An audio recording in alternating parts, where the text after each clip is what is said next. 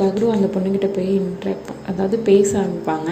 இந்த மாதிரி வந்து எங்களுக்கு ஹெல்ப் பண்ணுங்க அப்படின்னு சொல்லிட்டு ஹீரோட தம்பி வந்து ஃப்ராட் பண்ணி ஒருத்தவங்களுக்கு வந்து ப்ரைஸ் மணி வந்து அடித்து அதனால போய் ஜெயிலில் போய் உட்காந்துப்பாரு. ஹீரோவும் அவனுக்கு அப்போ தான் புத்தி ஒரு நாள் ஜெயிலில் இருக்கட்டும் அப்படின்னு சொல்லிட்டு விட்டுட்டு போயிடுவாங்க. அந்த சேட் வந்து அவங்க தம்பி வந்து எடுத்துகிட்டு போயிட்டு அவங்களுக்கு ஆப்போசிட், அதாவது ஹீரோக்கு ஆப்போசிட்டாக ஹீரோவோட தம்பியை வந்து ஆக்கிடுவாங்க. அதுக்காக ஹீரோவை கூட்டிகிட்டு போயிடுவாங்க. செகண்ட் ஹீரோவை சேட் வந்து எல்லா இடத்துலையும் சீட்டு துறக்க ஆரம்பிச்சிடுவார். அவங்க பையனோட விஷக்காக வீட்டிலே சீட்டு துறக்க ஆரம்பிப்பார். அதுமாதிரி மூவியில் அவரோட காஸ்டியூமும் மாறும், லைஃப் சேஞ்ச் எல்லாமே, லைஃப் ஸ்டைல்லேருந்து எல்லாமே மாற ஆரம்பிக்கும். ஆனால் அவர் மட்டும் மாற மாட்டார். வீட்டுக்கே போலீஸ் வந்துடும். கூட வந்து தப்பிச்சு வரும்போது போலீஸையும் கூட்டிகிட்டே வந்துடுவாங்க. அதுக்கப்புறம் பார்த்திங்கன்னா ஹீரோவோட பையனை வந்து ரோட்லேயே வந்து எல்லோரும் வம்பளுக்கு ஆரம்பிப்பாங்க. அதனால் அவனை கொண்டு போய் போர்டிங் ஸ்கூலில் சேர்ப்பாங்க. இது சுத்தமாக ஹீரோயினுக்கு பிடிக்காது.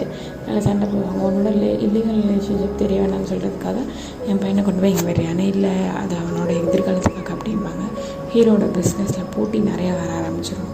ஹீரோ ஸ்டேஷன்லாம் கொண்டு போய் உட்கார வச்சுருவாங்க. மட்கா வந்து உன்னால தான் இதெல்லாம் நடக்குது, நிறையா பேர் சாகுறாங்க என்னால் அப்படின்னு சொல்லி கொண்டு போய் ஸ்டேஷனில் உட்கார வச்சுருவாங்க. ஆனால் வந்து அவர் வந்து வெளியே வந்துடுறாரு. எல்லோரும் அவர் மேலே பழி போட ஆரம்பிப்பாங்க. ப்ரெஸ்லலாம் அவரை பற்றி தப்பாக எழுத ஆரம்பிப்பாங்க. இந்த மாதிரி இவர் தான் எல்லாத்துக்கும் காரணன்ற மாதிரி.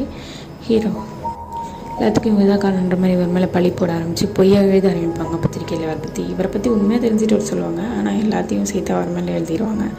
ஹீரோட மட்கா பிஸ்னஸ் வழக்கமாக நல்லா போயிட்டுருக்கும். ஹீரோயினுக்கு ஹீரோவால் வேலை கிடைக்காம கூட போகும். இதில் ஒரு நாள் தான் எனக்கு வேலை கிடைக்கல அப்படின்னு சொல்லிட்டு இருப்பாங்க. தம்பியோட கல்யாணமும் சிறப்பாக நடந்துறதுக்காக எல்லாமே ட்ரை பண்ணிகிட்ருப்பாரு. காஸ்ட்லியாக கல்யாணம் பண்ணி நினைப்பாரு. ஆனால் கல்யாணம் கடைசியில் 2 பேரும் போலீஸ் கல்யாணம் நடந்துடும். ஆனால் போலீஸ் வந்து அவரை பிடிச்சிட்டு போயிடுவாங்க, சிபிஐ.